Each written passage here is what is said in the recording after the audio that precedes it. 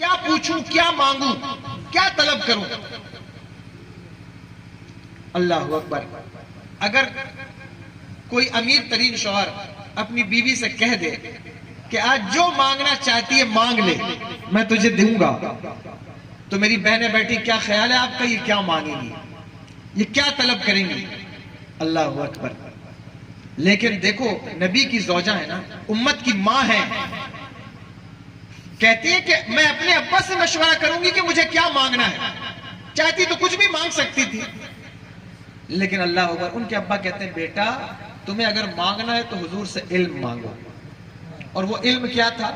کہنے لگے کہ حضور سے پوچھو کہ معراج کی شب میں اللہ تبارک و تعالیٰ نے جو آپ کو راز کی باتیں بتائیں، ویسے تو بہت سی باتیں ہیں، لیکن جو راز کی باتیں تھیں جو کسی کو بتائی نہ گئی، کیونکہ حضور کو جو علم اللہ نے عطا فرمایا وہ صرف قرآن نہیں ہے، حضور نے خود فرمایا انما اوتیت القرآن ومثلہ معہ، فرمایا مجھے قرآن بھی دیا گیا اور اس کے مثل اتنا اور علم بھی عطا فرمایا گیا، اور کتنا دیا گیا یہ تو ہم نہیں جانتے نا، ہمیں تو پتہ نہیں کہ حضور کو کتنا ملا۔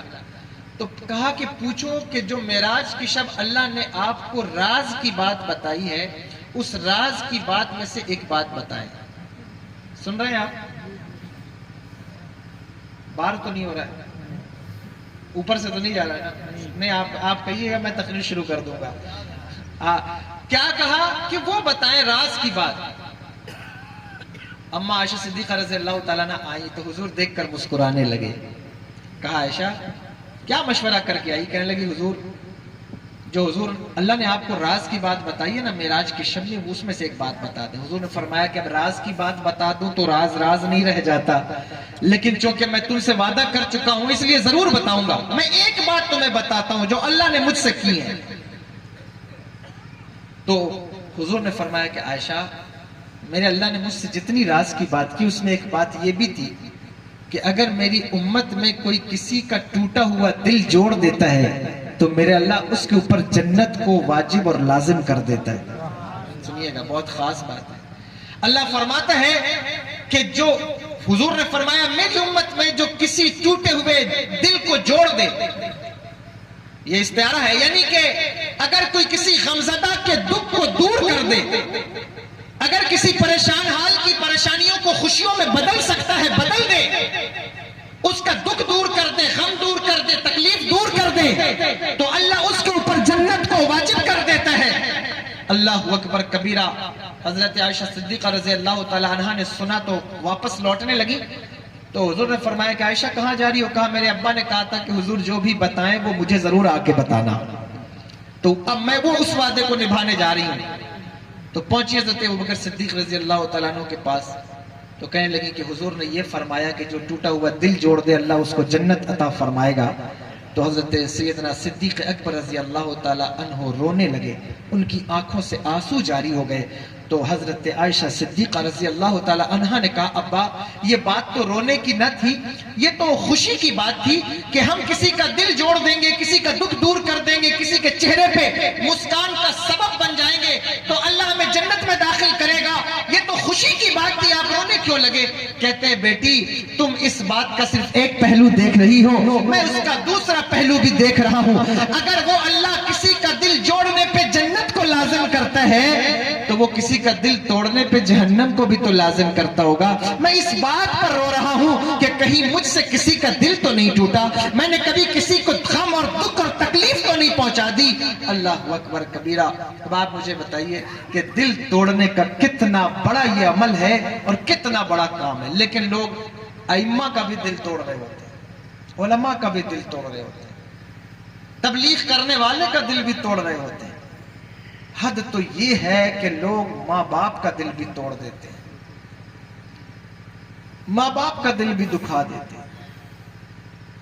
اور اللہ معاف کرے، اگر میں صرف یہی بات کروں تو یہ بات لمبی ہوگی نا، لیکن کنڈیشن یہ ہے کہ لوگ اولیاء کا دل بھی دکھاتے ہیں، اولیاء کو بھی تکلیف پہنچاتے ہیں۔ اور اللہ اکبر کبیرہ۔ اللہ اس امت پر رحم فرمائے، ہمیں معاف فرمائے۔ اس امت میں ایسے بھی لوگ ہیں کہ جن کی وجہ سے حضور کا دل بھی دکھتا ہے۔ یہ بیٹیاں بیٹھی ہیں، بہنیں بیٹھی ہیں، جب یہ بے پردہ ہوتی ہیں تو مجھے بتاؤ کیا حضور کو تکلیف نہیں ہوتی؟ جب یہ کسی خرافات میں ملوث ہو جائے تو کیا نبی کو تکلیف نہیں ہوتی؟ حضور کے دل کو تکلیف نہیں ہوتی؟ جب آپ آپس میں ہی ایک دوسرے کا گریبان پکڑ کر اسے پھاڑنے لگے تو کیا حضور کو تکلیف نہیں ہوتی؟ ہوتی ہے، خدا کی قسم ہوتی ہے۔ اور یہ میرے پاس وقت نہیں ہے اس کو دلائل سے ثابت کرنے کا کہ میں بتاؤں کیسے ہوتی ہے، لیکن آپ اتنا سمجھ لیں کہ سب سے زیادہ حضور کو تکلیف تب ہوتی ہے جب اس امت کا شیرازہ بکھرتا ہے۔ اللہ اکبر! جب دو امتی آپس میں ہی جو ہے وہ لڑ جاتے ہیں کسی چیز کو لے کر، کسی بات کو لے کر، امیری غریبی کو لے کر، رنگ و نسل کو لے کر، ذات پات کو لے کر، یہ حضور کے لیے بہت تکلیف کی چیز ہے۔ بلکہ اس پر حدیث موجود ہے، ایک دن حضرت بلال حبشی رضی اللہ تعالیٰ عنہ حضور کی بارگاہ میں حاضر ہوئے۔ انہوں نے کہا یا رسول اللہ صلی اللہ علیہ وسلم، آج مجھ کو کالا ہونے کا طعنہ ملا ہے۔ آپ کے ایک صحابی نے، صحابی تو وہ بھی ہیں لیکن کہتے ہیں کہ حضرت ابو ذر غفاری نے آج مجھے کالی ماں کا بیٹا کہہ کے پکارا۔ کوئی بات ان سے ہو گئی ہوگی تو فرمایا کہ مجھے کالی ماں کا بیٹا کہہ کے پکارا۔ حضرت بلال حبشی کا دل ٹوٹا تھا۔ حضور اتنا ناراض ہوئے، اتنا ناراض ہوئے، اللہ اکبر! کہتے بلال، جبکہ حضرت ابو ذر غفاری کوئی عام صحابی نہیں ہے، اگر میں ان کا مرتبہ بیان کروں تو پھر وہ ایک مستقل باب ہے کہ ان کی عظمت کیا، ان کی بلندی کیا ہے، ان کا مقام کیا ہے اور وہ کس منہج پہ تھے۔ لیکن حضور نے فرمایا بلال، جاؤ جا کے ابو ذر سے کہو کہ جو طعنہ اس نے تجھے دیا ہے اگر ہمت ہے تو اپنے نبی کو بھی آ کر دے، اس لیے کہ تیرے نبی نے جن عورتوں کا دودھ پیا ہے اس میں ایک عورت حضرت ام ایمن بھی ہے جن کا رنگ گورا نہیں تھا، اگر وہ تجھے کالی ماں کا بیٹا کہتا اسے ہمت ہے تو مجھے بھی آ کے یہ بات کہے۔ حضرت بلال حبشی پلٹے اور پلٹ کر کہا کہ ابو ذر، میرے نبی نے یہ فرمایا ہے۔ اللہ اکبر کبیرہ! صحابہ کا دل کیا تھا، وہ رونے لگے اور انہوں نے اپنا جوتا اتار کر حضرت بلال کے ہاتھ میں دیا اور کہا بلال یہ لو میرا جوتا، اسے میرے منہ پہ ملو کہ میں نے اپنے منہ سے یہ بات کہی ہے۔ یہ صحابہ کا طریقہ تھا، اگر دل ٹوٹ بھی جاتا کسی کا تو اس سے ایسے معذرت کرتے کہ پھر اس کا دل خوش کر دیتے اگر ان سے کوئی غلطی ہو بھی جاتی۔ یہ ان کی دوستی تھی آپس میں، وہ چاہتے تھے کہ ہم خوش رہیں، ہمارے احباب بھی خوش رہیں، لیکن ہماری کنڈیشن یہ ہے کہ ہم چاہتے ہیں ہم خوش رہیں باقی سب دکھی رہیں، بس ہم خوش رہنے چاہیے۔ اور اگر پڑوسی خوش ہو گیا تو پھر وہ پڑوسی بی پی کا مریض ہو جاتا ہے کہ وہ یہ کیسے خوش ہو گیا۔ اللہ اکبر! وہ کسی ولی کی حکایت مشہور ہے، حالانکہ کوئی مستند بات نہیں ہے لیکن چونکہ اس کا مضمون بالکل ٹھیک ہے اس لیے میں یہ بات کہہ رہا ہوں کہ انہوں نے، کسی نے ان سے کہا کہ حضور میرے لیے کوئی ایسی دعا کر دیں کہ میں اللہ سے جو بھی دعا کروں قبول ہو جائے۔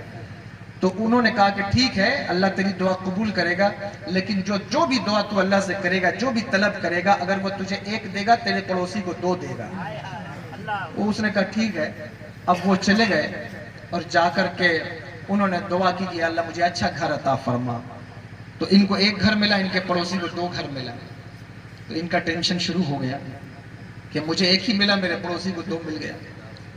تو پھر اس نے دعا کی یا اللہ مجھے اچھی بیوی عطا فرما، اسے 1 بیوی ملی، اسے 2 بیوی مل گئی۔ پھر اس کو ٹینشن شروع ہوا، اس نے دعا کی اللہ مجھے اچھی سواری، اب اس کو 2 سواری، اس کو 1 سواری۔ تو اب یہ کڑھنے لگا، ان کے دل میں کڑن ہو گئی کہ یار جو بھی مجھے ملتا ہے اس سے زیادہ پڑوسی کو مل جاتا ہے، تو میں کیا کروں؟ بڑا پریشان ہوا۔ تو اس نے حل نکال لیا، اس نے کہا یا اللہ میرا 1 ہاتھ ٹوٹ جائے۔ تو اس کا 1 ہاتھ ٹوٹا، پڑوسی کا دونوں ہاتھ ٹوٹ گیا۔ تو اب اسے خوشی لگنے لگی کہ چلو اب نقصان کے معاملے میں تو کم سے کم میں اسے یہ اللہ معاف کرے۔ یہ کنڈیشن اگر ہماری ہے تو ہمیں اپنے اعمال اور اپنے ایمان کا محاسبہ کرنا چاہیے، غور کرنا چاہیے۔ ہم لوگوں کا دل خوش کرنے والے ہیں، لوگوں کو خوشی بانٹنے والے بنو، لوگوں کو غم دینے والے نہیں بنو، تکلیف پہنچانے والے نہیں بنو۔ تو یہ کوشش کیجئے، یہ مومن کو اس بات پر، بات سمجھ میں آ رہی ہے نہیں سمجھ میں آ رہی ہے؟ کوشش کرنی چاہیے کہ وہ اس بات پر کوشش کریں کہ، اور تبھی آپ جو ہے وہ کامیابی کی منزلوں کی طرف جائیں گے۔ حضرت عمر ابن خطاب رضی اللہ تعالیٰ عنہ نے چاہا کہ وہ ہم جو سری ہے وہ پڑوسی کو دے دیں. انہوں نے ان کو دے دیا. ان کے بھی دل میں خیال آیا کہ میں بھی اپنے پڑوسی کو دے دوں, تو انہوں نے اپنے پڑوسی کو دے دی. تو پھر انہوں نے اپنے پڑوسی کو دی. یہ کرتے کرتے گھوم کے پھر حضرت عمر بن خطاب رضی اللہ تعالیٰ عنہ کے گھر آ گئی. تو دوست تو وہ ہوتا ہے جو دوسرے کا دل خوش کرنا چاہے, اسے خوشی دینا چاہے. دوست وہ نہیں ہوتا کہ جو ایک دوسرے کو ٹینشن میں رکھے, مصیبتوں میں مبتلا کرے. وہ دوست نہیں ہوتا, ایک دوسرے کو خوشی. تو یہ قرآن کہتا ہے, بات لمبی ہو جاتی ہے کرتے کرتے, تو قرآن کہتا ہے کہ دوست بھی آپس میں قیامت کے دن کیا ہو جائیں گے؟ دشمن ہو جائیں گے, دشمن ہو جائیں گے. لیکن ایک استثناء کیا قرآن نے, مگر متقی لوگ. اگر تم نے تقوی والوں سے دوستی کی, اگر تم نے اچھے لوگوں سے, پرہیزگار عبادت گزار لوگوں سے نسبتیں قائم کی ہیں, دوستیاں لگائی ہیں, اگر تم نے نیکوکار لوگوں سے دوستیاں لگائی ہیں, اگر یہ کام تم نے کیا ہے. اور نیکوکار سے دوستی کیوں ہوتی ہے؟ اللہ کے لیے. من احب للہ وابغض للہ وآتا للہ ومنع للہ فقد استکمل الایمان. حضور فرماتے ہیں جس نے اللہ کے لیے دوستی کی, اللہ کے لیے دشمنی کی, جس نے اللہ کے لیے کچھ دیا, جس نے اللہ کے لیے کچھ روکا, اس نے اپنے ایمان کو مکمل کر لیا. تو فرمایا کہ سارے دوست تو دشمن بن جائیں گے, ماں بھی تمہارے ساتھ جو ہے وہ اس دن دوستی کا رویہ روا نہ رکھے گی. میرے آقا نے حدیث پاک میں ارشاد فرمایا, ایک ماں ہوگی, ایک عورت ہوگی جس کو ایک نیکی گھٹ جائے گی, اور آواز آئے گی میری بندی ایک نیکی تلاش کر کے لے آ, میں تجھے جنت میں داخل کر دوں. اس کو سب سے پہلے جس کا خیال آئے گا وہ اس کا بیٹا ہوگا. وہ کہے گی میں کسی کے پاس نہیں جاؤں گی کیونکہ میرا بیٹا تو یہاں موجود ہے نا. وہ بیٹا جسے زندگی بھر کھلاتی رہی, پلاتی رہی, اللہ اکبر, جس کی خواہشیں جائز ناجائز پوری کرتی رہی, جس کی غلطیوں پر پردہ ڈالتی رہی, وہ بیٹا یہاں موجود ہے, چلو اس سے طلب کرتی ہوں, وہ مجھے منع نہیں کرے گا. لیکن اس دن وہ بیٹا بھی اسے کوئی نیکی نہ دے گا. پھر اس عورت کو اپنی ماں کا خیال آئے گا کہ چلو میں اپنی ماں سے طلب کرتی ہوں, کیونکہ میری ماں تو وہ تھی جو مجھے ہر بات پر جو ہے وہ سپورٹ کرتی تھی, چاہے میری بات غلط ہو یا صحیح ہو, چاہے میں سسرال کی کتنی بھی شکایت بیان کروں, لیکن میری ماں نے مجھے کبھی غلط نہیں کہا, ساری زندگی وہ مجھے صحیح کہتی رہی ہے, تو چلو میں اسی سے طلب کر لیتی ہوں. لیکن اس دن وہ ماں بھی جو ہے وہ اس کی مدد نہ کرے گی. اللہ اکبر, میدان محشر کا دن وہ ہوگا کہ کوئی دوست تمہارے کام نہیں آئے گا. یہ رشتے بھی جو ہے وہ اس دن کام نہیں آ رہے ہوں گے. پھر ان چوپاٹیوں پر, چوک پر چائے پینے والے دوستوں کی حیثیت ہی کیا ہے, پھر غیبت کرنے والے, چغلی کرنے والے, ساتھ میں گناہ کرنے والے دوستوں کی اوقات ہی کیا ہے کہ وہ تمہارے ساتھ کچھ قدم چل سکیں. محشر کی بات تو بہت دور کی ہے, کون سا ایسا دوست ہے جو تمہاری مٹی کے بعد تمہاری قبر پر اتنی دیر تک بیٹھتا ہو جتنی دیر تک حضور نے ارشاد فرمایا ہے کہ تم مردے کو دفنانے کے بعد اتنی دیر تک قبرستان میں بیٹھو جب تک جیسے کہ ایک اونٹ کی کھال اتار کر اس کا جو ہے وہ جب تک اس کا گوشت تیار نہیں کر لیا جاتا. مجھے بتاؤ کتنے دوست ایسے ہیں جو اتنی دیر تک مرنے والے کے ساتھ, اس کی قبر کے ساتھ چلو سمٹ کر بیٹھی جائیں, قبر میں تو کون اترے گا, لیکن کم سے کم قبر کے ساتھ ہی تھوڑی دیر بیٹھ جائیں. فاتحہ تک بھی لوگ نہیں رکتے, دعا کرنے تک کے لیے بھی لوگ نہیں رکتے. ان کو لگا ہوتا ہے کتنی جلدی ہم واپس آ جائیں. کن دوستوں کے بھروسے پر, ان دوستوں کی نسبتوں پر اگر تم نے تکیہ لگایا ہے تو غلط کیا ہے. یہ تمہارے کام نہیں آئیں گے, کسی صورت تمہارے کام نہیں آئیں گے. کوئی جو ہے وہ ان کی دوستی تمہارے کام نہیں آئے گی. تم ان کے ساتھ گناہ کرتے ہو, گناہ کی پلاننگ کرتے ہو. جو بچے ایک دوسرے کے ساتھ دوست ہیں, پب جی کھیلتے ہیں, گیمز کھیلتے ہیں, سنیما دیکھتے ہیں, ٹی ویاں دیکھتے ہیں, موویز دیکھتے ہیں, تم کیا سمجھتے ہو یہ تمہارے کام آئیں گے؟ خدا کی قسم یہ تمہارے کام نہیں آئیں گے. اگر تمہیں دوستی لگانی ہے تو ان غنڈوں, اوباشوں, بدماشوں سے دوستی مت کرو, یہ تمہارے کام نہیں آئیں گے. کام کون آئے گا؟ میرے امام کہتے ہیں غمزدوں کو رضا, مستدیجے کے ہیں بے کسوں کا سہارا ہمارا نبی. اگر تمہیں نسبت سچی قائم کرنی ہے حضور سے قائم کرو, اور حضور سے اس وقت تک تمہاری نسبت منسلک نہیں ہو سکتی, جڑ نہیں سکتی جب تک تم حضور کے امت کے اولیاء سے پیار نہ کرنے لگ جاؤ, جب تک تم حضور کے امت کے ولیوں سے جو ہے وہ محبت نہ کرنے لگ جاؤ, حضور کے صحابہ سے محبت نہ کرنے لگ جاؤ. فرمایا قرآن نے کہ متقی لوگ ہوں گے جو جن کی نسبت کام آئے گی. اب اللہ سے پوچھو کہ اللہ متقی کون ہے؟ قرآن کہتا ہے ان اولیاءہ الا المتقون, متقی تو میرے ولی ہیں، جو میرے اولیاء ہیں وہی متقی ہیں۔ یہ الگ بات ہے کہ ہر متقی ولی نہیں ہوتا، لیکن ہر ولی متقی ہوتا ہے۔ ہر متقی ولی نہیں، لیکن ہر ولی متقی ہے۔ ٹھیک سمجھ گئے اس بات کو؟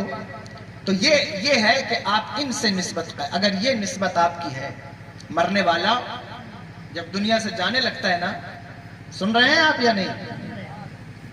لنگر کھلا دیا ہے کہ ان کو ابھی نہیں کھلایا؟ اس کے بعد ہے تب تو سنیں گے انشاءاللہ، سب لوگ سنیں، کیونکہ میں ان کو کوئی لالچی نہیں کہتا، لیکن غوث اعظم رضی اللہ تعالیٰ عنہ کے لنگر کے تو ہم سبھی مشتاق ہیں، بولو ہیں کہ نہیں؟ کھاتے ہیں تیرے در کا، پیتے ہیں تیرے در کا، پانی ہے تیرا پانی، دانا ہے تیرا دانا۔ اللہ اکبر۔ حضور غوث اعظم رضی اللہ تعالیٰ عنہ کے دسترخوان سے کون فیض نہیں اٹھائے گا؟ سبھی کو اٹھانا چاہیے، بلکہ ان کی مخالفت کرنے والے بھی ان کے دسترخوان سے جو ہے وہ مستفیض ہو رہے ہوتے ہیں، جو ان کے دسترخوان کا انکار۔ بلکہ حضور غوث اعظم رضی اللہ تعالیٰ نے فرمایا تھا ایک مقام پر کہ یا اللہ میرا جی چاہتا ہے کہ ساری امت میرے دسترخوان پر بیٹھے، یہ ان کی حسرت تھی۔ میں کہتا ہوں یا شیخ آپ کی حسرت اور پوری نہ ہو، تیری دعا اثر سے کم ملول ہوئی، ادھر زبان سے نکلی ادھر قبول ہوئی۔ تو غوث پاک کی حضرت نے میرے دسترخوان پر ساری امت بیٹھے، اللہ نے انتظام کر دیا۔ 11ویں آتی ہے، آپ سمجھتے ہیں شاید یہاں آپ چھوٹا سا یہ شہر مئوگنج یا کوئی قصبہ علاقہ جہاں 2-4 لوگ بیٹھ کے ذکر کرتے ہیں، وہیں دسترخوان لگتا ہے غوث اعظم کا؟ پوری دنیا میں جائیے، چائنا جائیے، آسٹریلیا جائیے، فیجی، تیجانی سلسلہ غوث اعظم کے ماننے والے، دنیا میں کوئی ایسی جگہ نہیں ہے جہاں اللہ اکبر سلسلہ قادریت کا فیضان نہ بٹ رہا ہو۔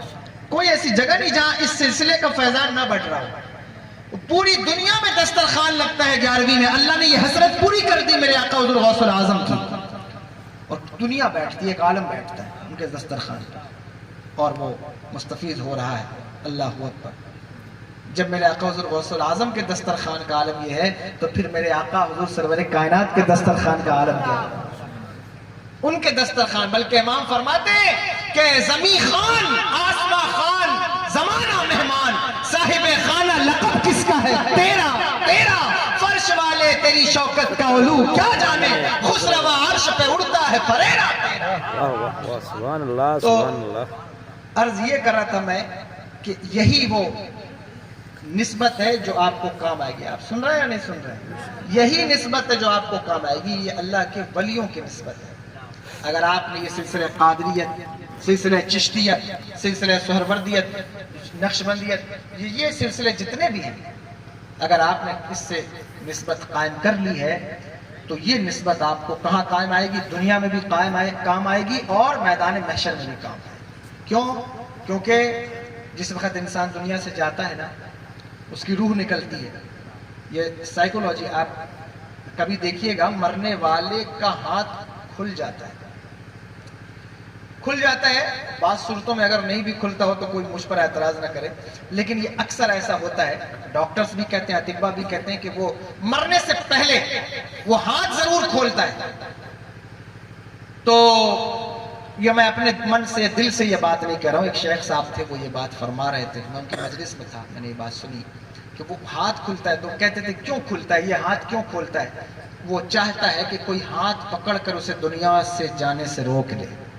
وہ چاہتا ہے کہ کوئی مجھے پکڑ لے کہ میں رک جاؤں، میں نہ جاؤں، کیونکہ مرنے والے کو جو تکلیف ہوتی ہے وہ مرنے والا ہی جانتا ہے۔ حضرت عبداللہ ابن عمرو ابن عاص رضی اللہ تعالیٰ عنہ، انہوں نے اپنے والد گرامی سے پوچھا تھا، حضرت امام قرطبی نے لکھا ہے کہ انہوں نے اپنے والد سے پوچھا تھا، حضرت عمرو ابن عاص رضی اللہ تعالیٰ عنہ، صحابی رسول ہیں، ان سے پوچھا تھا اپنے ابا سے کہ ابا میں ساری زندگی سوچتا تھا کہ کسی ایسے دانا اور عقل مند شخص سے میری ملاقات ہو کہ جو مرنے والا ہو، عالم نظام میں ہو، وقت آخر ہو، اور میں اس سے پوچھ سکوں کہ اس کی کیفیت کیا ہے، اس کی سچویشن کیا ہے۔ لیکن میں کسی سے پوچھ نہ سکا، کیونکہ وہ سچویشن ایسی ہوتی ہے کہ میں کیسے پوچھوں کہ تیری سچویشن کیا ہے؟ پتہ چلا وہ جان دے رہا ہے اور میں جو ہے وہ پی ایچ ڈی کرتا رہوں اس پر، تو میں پوچھ نہ سکا۔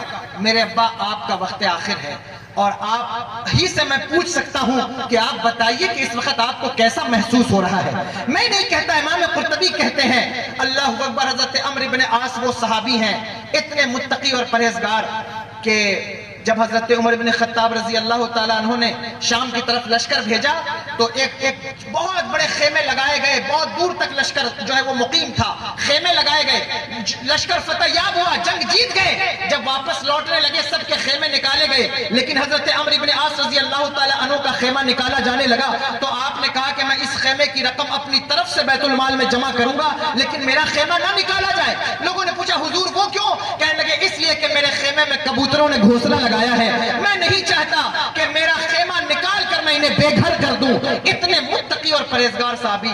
لیکن ان کے بیٹے ان سے پوچھتے ہیں کہ ابا آپ بتائیے کہ آپ کو اس وقت کیسا محسوس ہو رہا ہے, تو وہ کیا فرماتے ہیں؟ کہتے ہیں کہ مجھے ایسا لگ رہا ہے جیسے میں سوئی کے ناکے سے سانس لے رہا ہوں.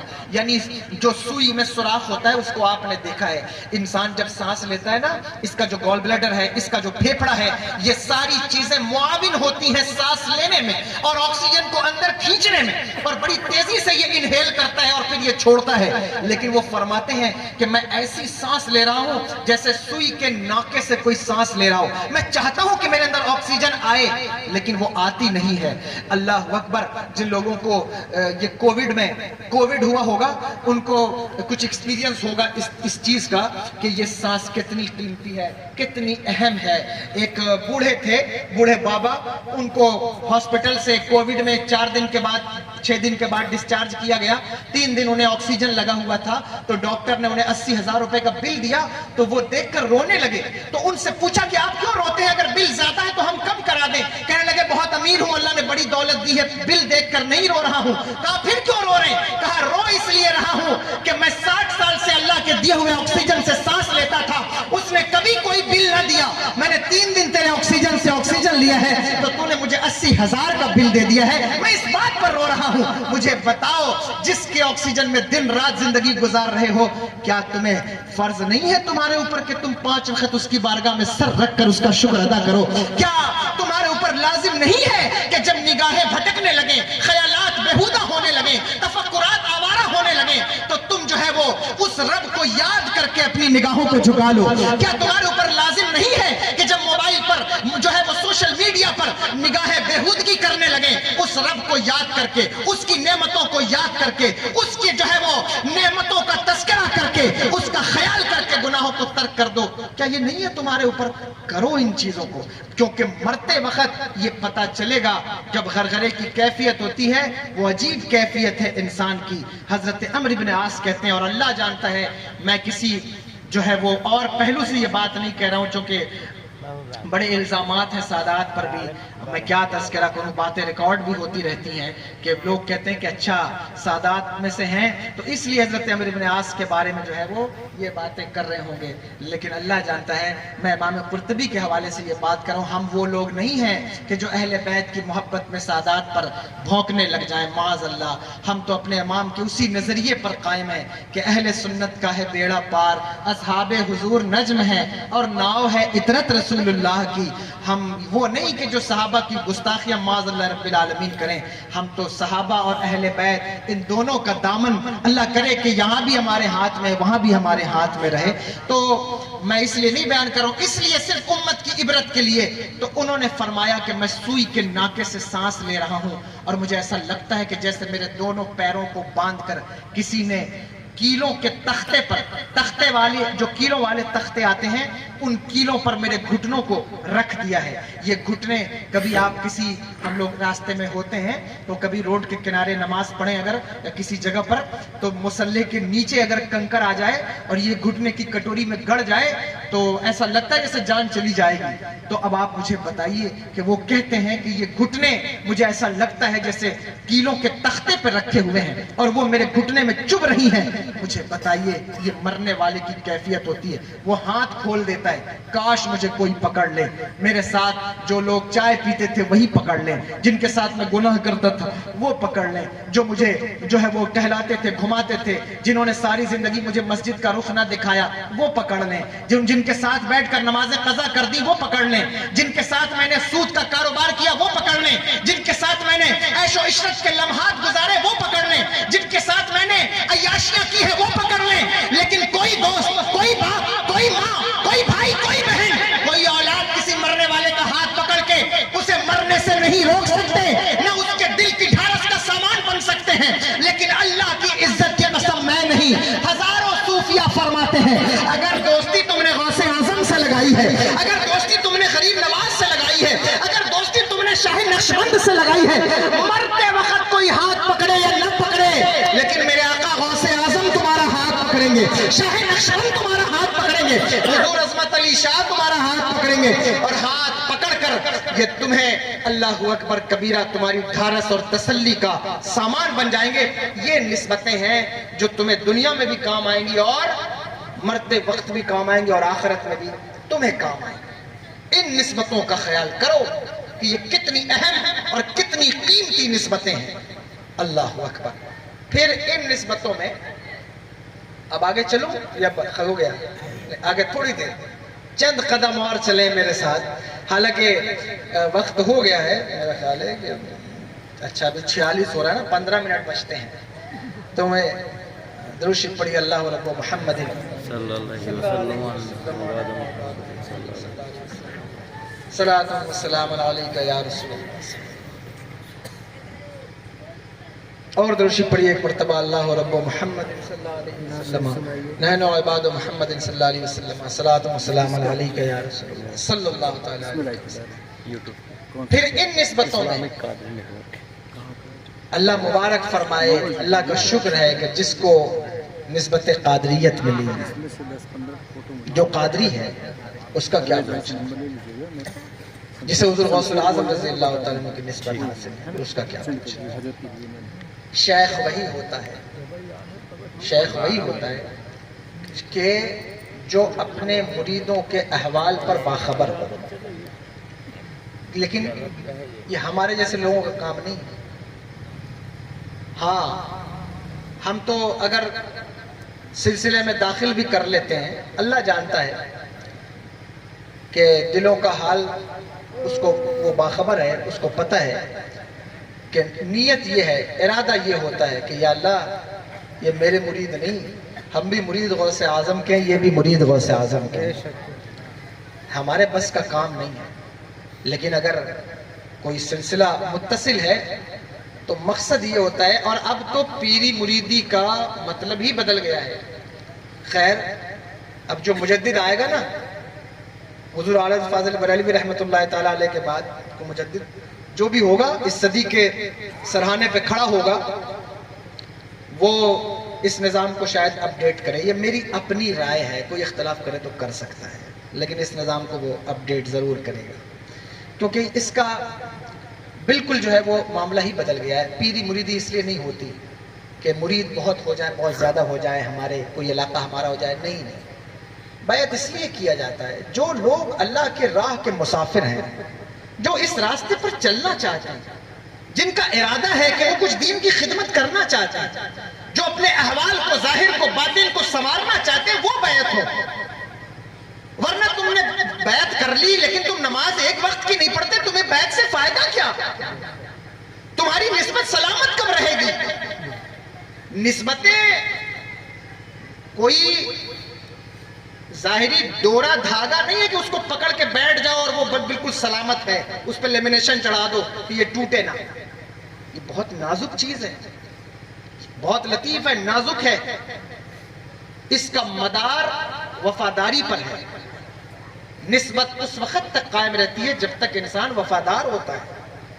وفا ختم، نسبت ختم، وفا گئی، نسبت گئی۔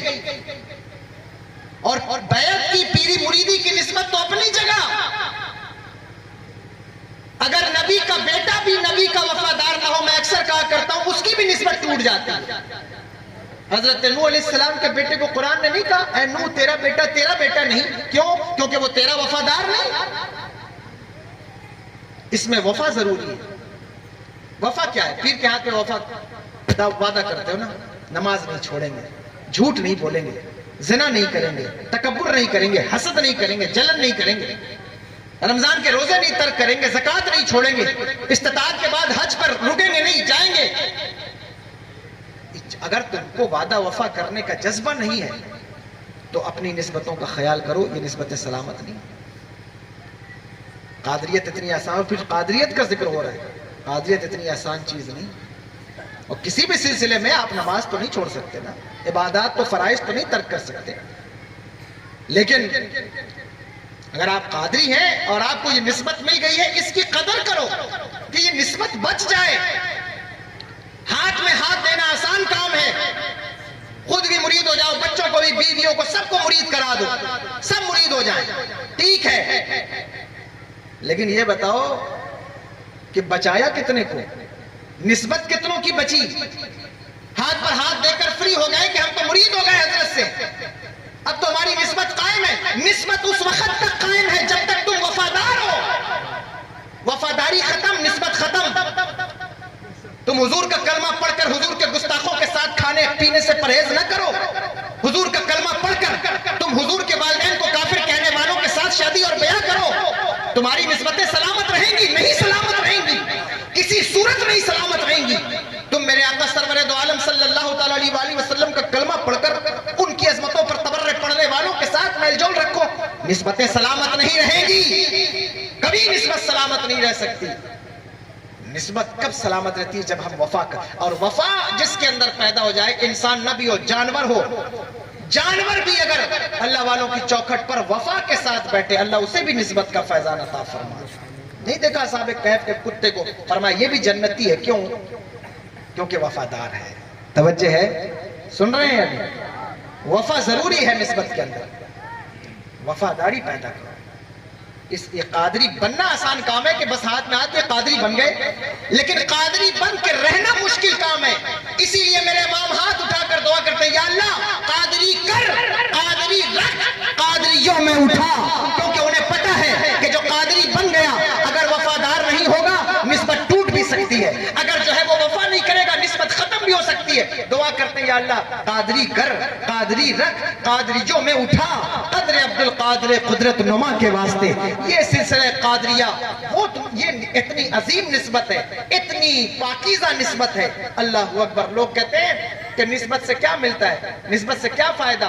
میں تمہیں بتاؤں، ایک بات بتاؤں نسبت سے کیا فائدہ؟ نسبت کا لحاظ میرے آقا نے فرمایا ہے، اللہ اکبر، اس کا درس میرے حضور نے دیا ہے۔ حضور جنگ تبوک کے موقع پر جیش اسرت کے ساتھ جب وادی سمود سے گزرے، وہ جو عاد اور سمود کی بستیاں تھیں، اللہ اکبر، حضرت صالح علیہ السلام کی قوم جہاں رہتی تھی پہاڑوں کو کاٹ کر، حضور جب اس وادی سے گزرنے لگے نا تو میرے آقا سرور دو عالم صلی اللہ تعالی علیہ وسلم نے سر پر کپڑا رکھ لیا اور حضور نے صحابہ سے کہا کہ کوئی بھی اس وادی کے کنویں سے پانی نہ لے، کیونکہ یہ وہ قوم یہاں آباد تھی جہاں اللہ کا عذاب نازل ہوا ہے۔ آپ نے سنا ہوگا حضرت صالح علیہ السلام کا واقعہ کہ ان کی قوم نے ان سے کہا تھا کہ آپ کوئی معجزہ لائیں، تو انہوں نے اللہ سے دعا کی، پہاڑ سے ایک اونٹنی نکلی جو گابن تھی، اور وہ نکلی، لیکن اللہ جب کوئی اللہ سے مطالبات کرتا ہے نا اپنی شرطوں پر، تو پھر اللہ اکبر، اللہ بھی اس کا زبردست امتحان لیتا ہے۔ اللہ نے کہا تھا کہ جس کنویں سے تمہارے جانور پانی پیتے ہیں وہ ایک دن نہیں پیئیں گے، ایک دن صرف یہ اونٹنی پانی پیے گی۔ کیوں اونٹنی پانی پیے گی اور کوئی دوسرا جانور نہیں پیے گا؟ یہ اس اونٹنی کا پروٹوکول تھا، وہ ناقۃ اللہ ہے، اللہ کی اونٹنی۔ اللہ کی اونٹنی سے مراد نسبت تشریفی ہے، یعنی کہ شرافت کی وجہ سے، شرف کی وجہ سے یہ نسبت دی جا رہی ہے اسے کہ وہ اللہ نے بھیجی ہے، اللہ کی اونٹنی ہے۔ اب جس کو اللہ سے جس اونٹنی کو نسبت ہو جائے، اس اونٹنی کا احترام یہ ہے کہ وہ جس کنویں سے پانی پیے گی دوسرے جانور اس کنویں سے پانی نہیں پی سکتے۔ اگر ناقۃ اللہ کا اتنا مقام ہے تو ولی اللہ کا کتنا مقام ہوگا، کیونکہ ناقۃ اللہ تھی، اس کو اللہ نے اتنا پروٹوکول۔ لوگ کہتے ہیں یہ کیا کرتے ہو کہ بزرگوں کا جھوٹا پیتے ہو، اس سے تمہیں کیا ملے گا؟ ہم کہتے ہیں یہ نسبت کا ادب کرتے ہیں۔ یہ ہاتھ چوم کر کیا ملے گا؟ نسبت کا ادب کرتے ہیں۔ میں نہیں کہتا میرے ہاتھ چومو، کیونکہ چومنے والے، میں اکثر کہا کرتا ہوں کہ چومنے میں جو ہے وہ چموانے والے کا نقصان ہی ہے، فائدہ تو چومنے والوں کا ہے۔ چومو نہ چومو، ہم تو نہیں کہتے کہ چومو، جو چومتا ہے، لوگ ہاتھ چوم کر کوئی محبوب الہی ہو گیا، کسی نے بابا فرید کا ہاتھ چوما محبوب الہی ہو گیا، کسی نے قطب الاقطاب قطب الدین بختیار کاکی کا ہاتھ چوما بابا فرید ہو گیا، کسی نے غیر نواز کا ہاتھ چوما قطب الدین بختیار کاکی ہو گئے، کسی نے محبوب الہی کا ہاتھ چوما نصیر الدین دہلی ہو گئے.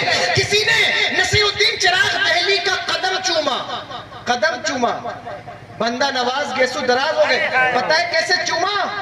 حضرت نصیر الدین چراغ دہلی گھوڑے پر سوار تھے جب حضرت بندہ نواز آئے. سید تھے حضرت بندہ نواز گیسو دراز نا, لیکن حضور نصیر الدین چراغ دہلی کے پاس آئے تو آپ کے قدم کو بوسہ دیا. آپ نے فرمایا اور نیچے, انہوں نے اور نیچے بوسہ دیا. فرمایا اور نیچے, انہوں نے اور نیچے بوسہ دیا. ان کی زلفیں الجھ گئیں حضرت نصیر الدین چراغ دہلی کی رکاب سے. تو لوگوں نے بات چلی کہ کیسے ولی ہیں, ایک سید زادے سے قدم چومواتے ہیں. لیکن جب یہ بات حضرت بندہ نواز گیسو دراز کو پتہ چلی تو آپ نے کہا تمہیں نہیں پتا کہ میں قدموں کو نیچے چومتا جا رہا تھا اور اللہ مجھے ولایت کی منزلیں عطا فرماتا جا رہا تھا. تو لوگ قدم چوم کر, پیر چوم کر کیا سے کیا بن گئے. اور لوگ کہتے ہیں یہ ہاتھ کیوں چومواتے, پیر مت چومو. چومنے والے کا نقصان نہیں ہے, نقصان تو چموانے والے کا ہے کہ جو چموا رہا ہے اس کو چاہیے کہ وہ اپنے نفس پر نظر کرے کہ وہ ہاتھ چومنے سے کہیں جو ہے وہ پھول کے غبارہ تو نہیں ہو رہا ہے کہ لوگ میرا ہاتھ چومتے ہیں. حضرت بایزید بستامی رحمت اللہ تعالیٰ علیہ جو ہے وہ 40 سال تک آپ نے اپنے نفس کو کچھ دیا نہیں, یا 12 سال تک کچھ کھلایا نہیں. 12 سال کے بعد اپنی نفس کی طرف دیکھا تو موٹا تازہ تھا. آپ نے کہا میں نے تجھے کچھ نہیں دیا, کوئی کھانا نہیں کھلایا, کوئی غذا نہیں دی, تو پھر بھی ابھی تک زندہ ہے. کہنے لگا حضور جب لوگ آپ کے ہاتھ چومتے ہیں نا مجھے وہیں سے اپنی خوراک مل جاتی ہے, میں بس اسی پر زندہ ہوں. اللہ اکبر, نفس کی چالیں کتنی باریک ہیں. اللہ حضور غوث العظم کے صدقے میں ہماری آپ کی ہم سب کی حفاظت فرمائے. تو نسبت معمولی چیز نہیں ہے, بہت بڑی چیز ہے. اس وادی سے حضور گزرنے لگے تو فرمایا کوئی بھی اس کنویں سے پانی نہ لے, یہ بھی یاد رکھنا. فرمایا کوئی بھی اس کنویں سے پانی نہ لے. لوگوں نے کہا حضور ہم نے تو آٹا گوندھ لیا اس پانی سے. میرے آقا نے فرمایا اس آٹے کو پھینک دو, پانی پھینک دو, ہم اگلے چشمے پہ پانی پیئیں گے. اگلا چشمہ آیا تو میرے آقا نے فرمایا اس سے پانی پیو. صحابہ نے کہا حضور ایسا کیوں اس چشمے سے نہیں پیا, اس چشمے سے؟ کہنے لگے وہ چشمہ تھا جو اللہ اکبر وہ اس جگہ تھا جہاں اللہ کا عذاب نازل ہوا ہے. ہم نہیں چاہتے کہ تم اس کنویں سے پانی پیو اور کہیں تم بھی اس کے عذاب کا شکار نہ ہو جاؤ. اس کنویں سے پانی پیو, اس سے اللہ کی اونٹنی پانی پیتی تھی, اس سے ناقۃ اللہ پانی پیتی, تو اس سے پانی پیو. یہ نسبت معمولی چیز نہیں ہے, بہت بڑی چیز ہے. اور جو ان نسبتوں کو کاٹتا ہے نا, اس اونٹنی کو کاٹ دیا نا, حضرت صالح علیہ السلام کی قوم میں عذاب نازل ہوا, 70,000 لوگ مارے گئے. کیوں؟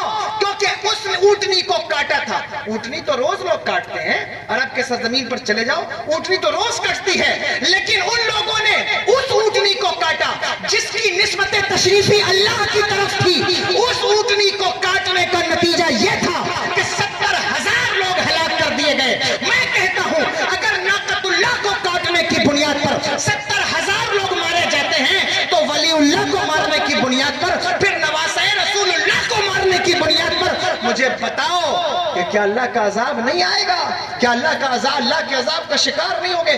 اس لیے نسبتوں کو سنبھال کر رکھو, نسبتوں کی قدر کرو. یہ نسبتیں بہت قیمتی, بہت اہم ہیں. اگر یہ نسبتیں بچ گئیں تو یہ تمہارے لیے بہت کام آئیں گی. لوگ ان نسبتوں کا احترام نہیں کرتے. وہ ٹھیک ہے کہ بس ہے قادری بن گئے, اور لیکن اگر آپ اس نسبت کو سنبھال کر رکھیں, اس کو بچا کر لے جائیں. میرے آقا حضور غوث العظم رضی اللہ تعالیٰ عنہ فرماتے ہیں میرا مرید جس کو مجھ سے نسبت ہے, توجہ ہے, میں تو حضور غوث العظم رضی اللہ تعالیٰ عنہ بیان ہی نہیں کیا, اس لیے نہیں کر پایا کہ میں سمجھتا تھا کہ اس کا مقدمہ پہلے بیان کر دوں تاکہ آپ کے بات ذہن میں آئے, تو پھر آپ سمجھیں نا کہ حضور غوث العظم رضی اللہ تعالیٰ عنہ کی شان کیا ہے, پھر آپ جانیں کہ ان کی شان کیا ہے. تو اس لیے میں اور ان کا مرتبہ کوئی بیان بھی نہیں کر سکتا. سر بھلا کیا کوئی جانے کہ ہے کیسا تیرا, اولیاء ملتے ہیں آنکھیں وہ ہے تلوا تیرا. لیکن بہرحال جو ہو سکے گا مجھ سے میں عرض کر رہا ہوں, اور ختم کے قریب بھی ہوں بس اب, کہ میں عرض یہ کر رہا تھا کہ آپ ان نسبتوں کو سنبھال کر کے رکھیے. یہ نسبتیں آپ کے کام, اور پھر نسبت قادریت یہ تو بہت بڑی چیز ہے. شیخ فرماتے ہیں کہ میرا مرید مشرق میں ہو میں مغرب میں ہوں, اس کا سطر کھل جائے تو میں وہیں سے اس کی سطر پوشی کر دیا کرتا ہوں.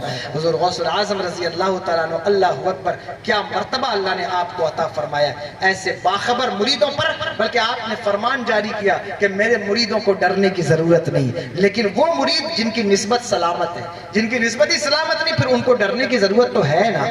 تو اس لیے ان نسبتوں کا خیال کیجئے. نسبت قادریت وہ ہے, اللہ اکبر, کسی بھی سلسلے میں تم چلے جاؤ، سلسلہ چشتیہ ہو، سلسلہ رفاعیہ ہو، سلسلہ نقشبندیہ، سہروردیہ، جتنے سلسلے ہیں یا سلسلے اربع مشہور ہیں جو 4، چلو انہی کو، کوئی سلسلہ ہو، کوئی ایسا سلسلہ نہیں جس میں میرے آقا حضور غوث العظم کا فیضان شامل نہ ہو۔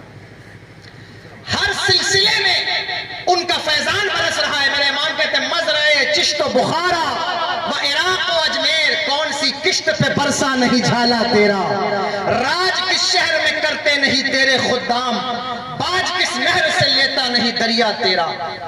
ہر سلسلے میں ان کا فیضان جاری ہے۔ یہ ایسا مقدس سلسلہ آپ کو ملا ہے، اس سلسلے کی قدر کیجئے۔ شیخ وہی ہوتا ہے جس کو مرید کے جو ہے وہ احوال کی خبر ہوتی ہے، اسے پتہ ہوتا ہے کہ میرا مرید کس کنڈیشن میں ہے، کیا ہے۔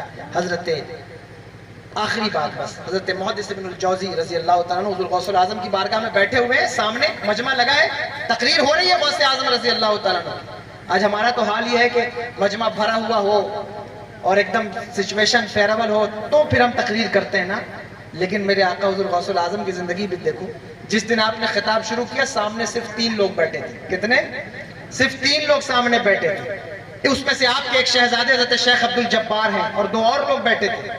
آپ نے خطاب شروع کیا، الحمدللہ الحمدللہ الحمدللہ، 3 مرتبہ الحمدللہ کہا۔ حضرت شیخ عبد الجبار کے جبے میں آگ لگ گئی، اترے، آگ کو بجھایا، پوچھا بیٹا کیا بات ہے؟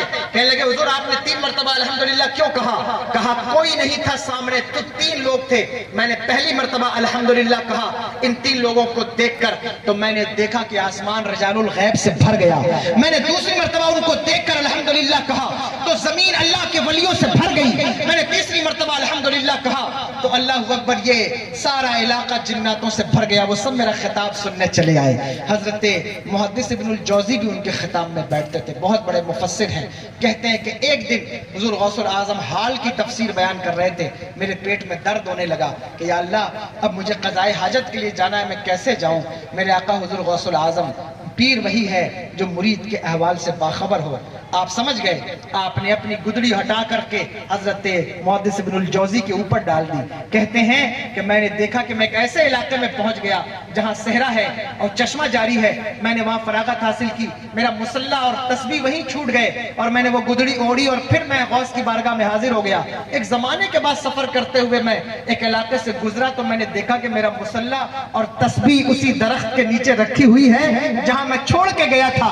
تو مجھے یاد آیا کہ میرے شیخ نے اس دن مجھے یہاں بھیجا تھا، ابھی تک یہ درخت میرے مصلح اور تسبیح کی حفاظت کر رہا ہے۔ شیخ وہ ہوتا ہے جسے اپنے مریدوں کے احوال کی خبر ہوتی ہے۔ تو آپ ایسی دوستی کیجئے جس سے آپ کی دنیا بھی اچھی ہو اور آخرت بھی اچھی ہو۔ تو فرمایا الاخلاء یومئذ بعضهم لبعض عدو الا المتقین۔ آ گئی بات سمجھ؟ ہاتھ اٹھائے ذرا، کتنے لوگوں کو نہیں آئی سمجھ؟ اچھا، میرا خیال ہے آپ سمجھ میں آ گئے ہوگی۔ اللہ تعالیٰ سے دعا ہے کوئی غلطی ہو گئی ہو اللہ معاف فرمائے۔ استغفر اللہ رب